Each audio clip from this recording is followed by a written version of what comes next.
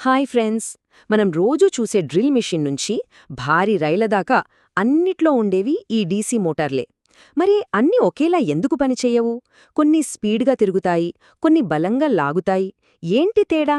పదండి ఈరోజు ఈ మోటార్ల కోడ్ని బ్రేక్ చేసి వాటి వెనుకున్న అసలు మ్యాటర్ ఏంటో చూద్దాం. ఎప్పుడైనా గమనించారా? ఒక ఎలక్ట్రిక్ ట్రైన్ కదలాలంటే స్టార్టింగ్లో ఎంత పవర్ కావాలో కదా. మరి అదే టైంలో వర్క్షాప్లో ఉండే డ్రిల్ మెషిన్ మాత్రం ఎంత లోడ్ పడినా ఒకే స్పీడ్తో తిరుగుతుంది. ఇదెలా సాధ్యం?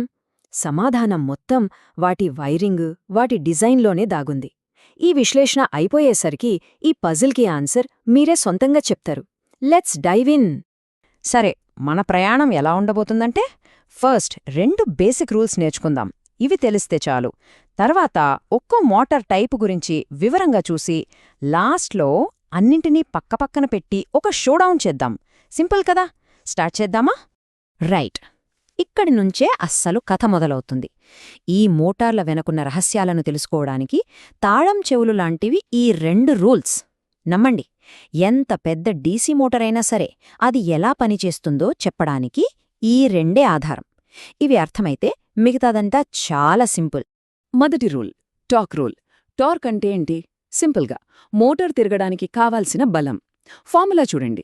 టా ఈజ్ ప్రపోర్షనల్ టు φ.ia. అంటే టార్క్ అనేది 2 విషయాలపై ఆధారపడి ఉంటుంది. ఒకటి ఫ్లక్స్ అంటే మ్యాగ్నెటిక్ ఫీల్డ్ యొక్క బలం, రెండోది ఆర్మేచర్ కరెంట్. ఈ 2 ఎంత ఎక్కువ ఉంటే టార్క్ అంత పవర్ఫుల్గా ఉంటుంది. అంతే. ఇక రెండో రూల్ వచ్చేసి స్పీడ్కి సంబంధించింది. ఫార్ములా ఏంటి? n proportional to EB/φ. ఇక్కడ n అంటే స్పీడ్. ఇక్కడ మీరు గుర్తుపెట్టుకోవాల్సిన ఒకే ఒక్క ముఖ్యమైన విషయం ఏంటంటే స్పీడ్కి ఫ్లక్స్కి అస్సలు పడదు. అవి 2 బద్ధశత్రువులన్నమాట. అంటే ఫ్లక్స్ పెరిగితే స్పీడ్ తగ్గుతుంది, ఫ్లక్స్ తగ్గితే స్పీడ్ అన్కంట్రోలబుల్గా పెరిగిపోతుంది. ఈ 2 రూల్స్ని మైండ్లో పెట్టుకోండి. మొత్తం టాపిక్ మీ చేతుల్లో ఉన్నట్టే. ఓకే, మన లిస్ట్లో మొదటి హీరో సిరీస్ మోటార్. పేర్లోనే ఉంది కదా. దీని స్పెషాలిటీ ఏంటంటే ఫీల్డ్ వైండింగ్, ఆర్మేచర్ వైండింగ్ 2 ఒకదాని తర్వాత ఒకటి ఒకే లైన్లో కనెక్ట్ చేసుంటాయి. ఈ చిన్న కనెక్షన్ మార్పు వల్ల దాని ప్రవర్తన ఎంతలా మారిపోతుందో మీరే చూడండి. ఇప్పుడు ఈ గ్రాఫ్ చూడండి. ఇక్కడే అసలు మ్యాజిక్ ఉంది. సీరీస్ కనెక్షన్ కాబట్టి ఆర్మేచర్లోకి వెళ్లే కరెంటే ఫీల్డ్లోకి కూడా వెళ్తుంది. కరెక్టా? అంటే ఫ్లక్స్ φ అనేది డైరెక్ట్గా ఆర్మేచర్ కరెంట్ IA మీద ఆధారపడి ఉంది. ఇప్పుడు మన మొదటి రూల్ గుర్తు తెచ్చుకోండి. TA proportional to φ/IA. ఇక్కడ φ కూడా IAకి సమానం కాబట్టి మనం φ బదులు IA అని రాసుకోవచ్చు.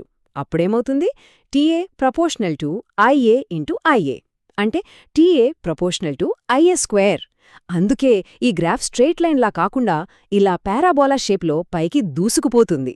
అంటే స్టార్టింగ్లో కరెంట్ కొంచెం పెరిగినా టార్క్ మాత్రం డబుల్ స్పీడ్తో పెరుగుతుంది. అందుకే దీనికి అంత స్టార్టింగ్ పవర్. మరి స్పీడ్ విషయం చూద్దాం. మన రెండో రూల్ ఏంటి? స్పీడ్కి ఫ్లక్స్కి పడదు. అంటే n ప్రపోర్షనల్ టు 1/φ. ఇక్కడ ఫ్లక్స్ దేని మీద ఆధారపడి ఉంది? కరెంటు మీద.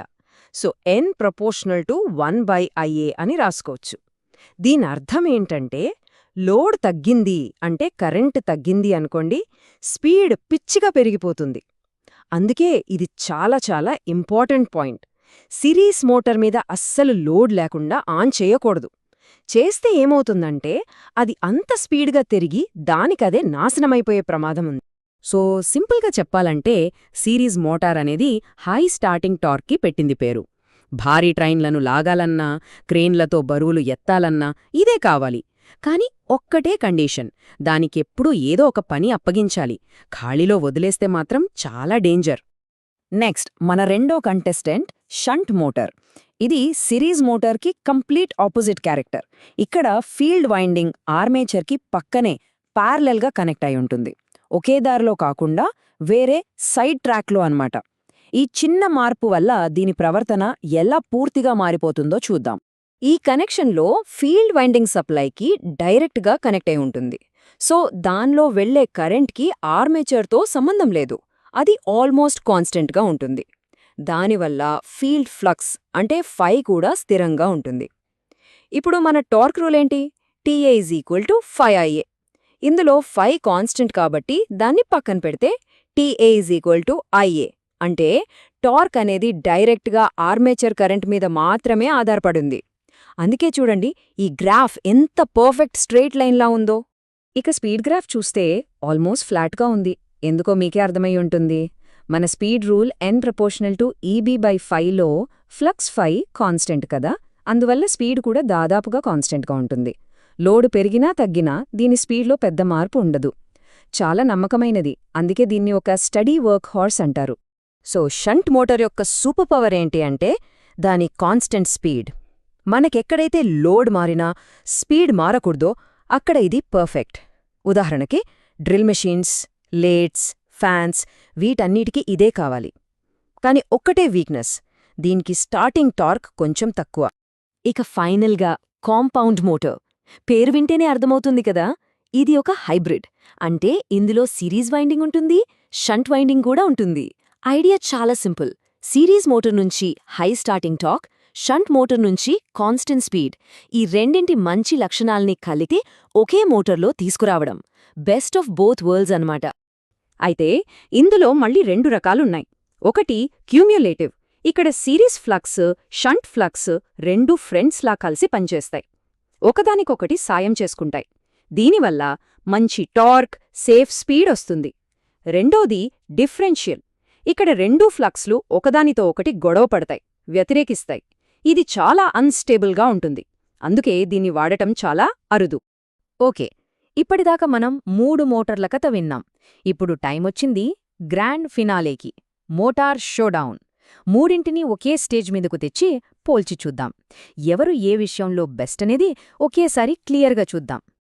ఈ 2 గ్రాఫ్స్ మొత్తం కథను చెప్పేస్తాయి. ముందుగా ఎడమవైపు టార్క్ గ్రాఫ్ చూడండి.